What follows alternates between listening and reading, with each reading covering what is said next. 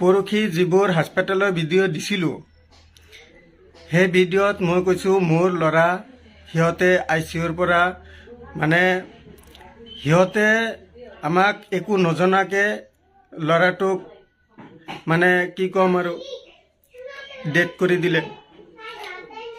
আমাৰ ল'ৰাৰ উচিত বিচাৰ লাগে আৰু হস্পিটেলত থকা মানুহবোৰৰ ডক্টৰ উইথ ছিকিউৰিটি গাৰ্ডৰ যিমান সিহঁতৰ দাদাগিৰি আছে সেইবোৰৰ বিৰুদ্ধে এগেইনষ্টত কাম কৰিব লাগিব।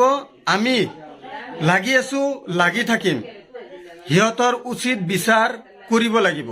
মুখ্যমন্ত্ৰী মহোদয়ৰ ওচৰত মোৰ আবেদন, এই বিচাৰ অতি সোনকালে কৰিব লাগে।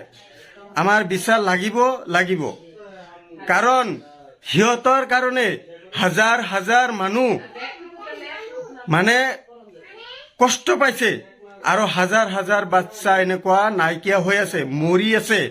সিহঁতে কোনো ৰেছপন্স নাই, কাৰো কোনো দায়িত্ব নাই। সিহঁতে যেনে তেনে কাম কৰি আছে, চবে একো ক'ব নোৱাৰে। কিন্তু মই কৈছোঁ মই কৰি থাকিম আৰু লাগি থাকিম। মোৰ এইটোৰ বিচাৰ লাগিব আৰু মোৰ লগত যিমান মানুহে লাগি আছে সিহঁতক মই ধন্যবাদ জনাইছোঁ। সিহঁতে মোৰ লগত এনেকৈ লাগি থাকিব লাগিব।